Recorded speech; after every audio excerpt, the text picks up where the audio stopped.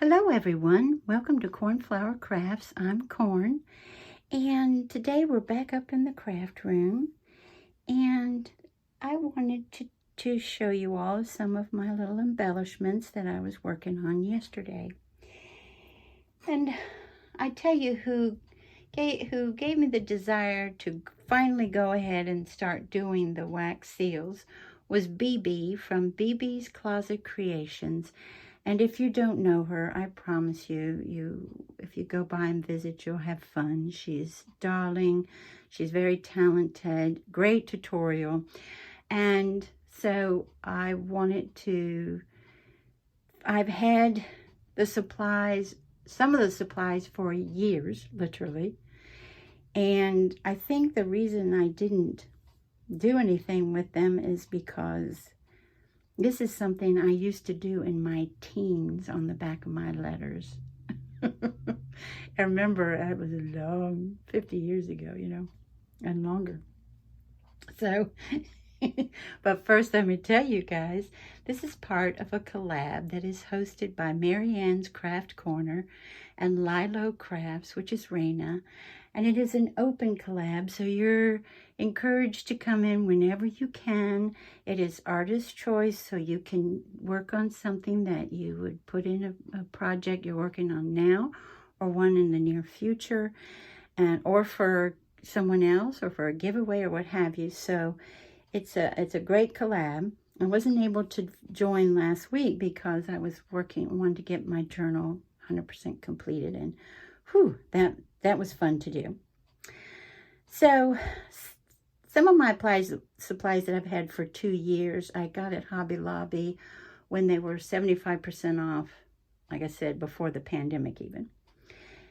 And I got some of the seals, stamps, and some of the wax. But that wax is in what I call a candle. It has wick, and you burn it, and then you hold it like so, and the wax runs down till you think, okay, that should be enough, and then you put your stamp on it. I haven't gone back to that yet. That's what I did all those years ago. But I wanted to try out, let me see, about 3 months back or so, I got these guys off of Amazon, and I was like, let me see how this works, because it takes away some of the guesswork. As in, if you have a smaller stamp, then you would do maybe 3 of the little, I don't know what they're called, the little wax pieces. Or if you have a larger one, maybe 4 would be better.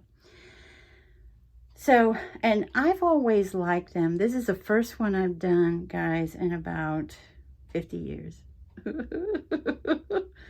And when I first did, I was so excited. Unfortunately, you can see I had a couple of little bubbles in it, but that's fine. If someone tells you it's a bad thing to have bubbles, don't listen. Do your own thing.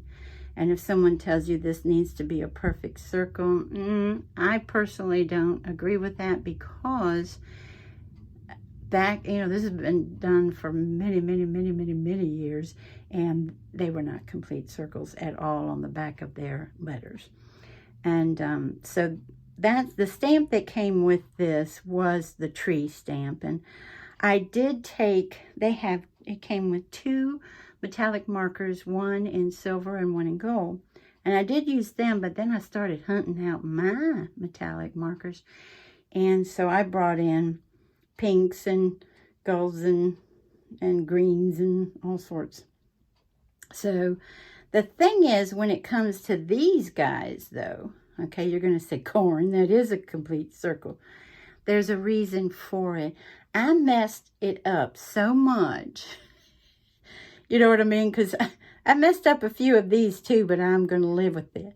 But I messed up so much that I was like, what you can do if you haven't got your, metallic marker on it, you can put them back and remelt it and then, start again.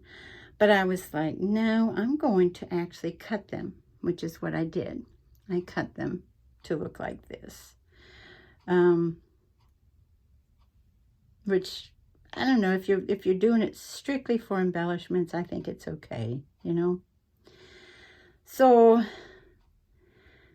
trees on the top, then we have rose, just a pretty little flourish, butterfly, heart, flourish, butterfly, rose, and then with my metallic markers just accented them in different ways. And yeah, I'm tickled with the way they came out for the most part. I just have to learn like to stay here or here. These I'm super happy with, you know, close enough for the middle.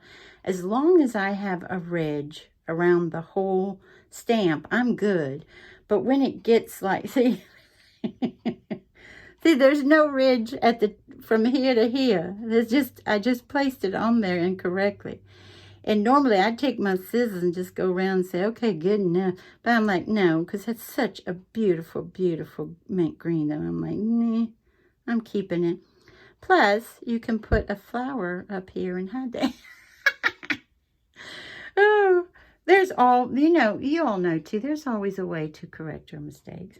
And I'd like to thank you all so much for joining me today. And I hope you have a wonderful morning, afternoon, or evening. Bye-bye, everybody. Take good care.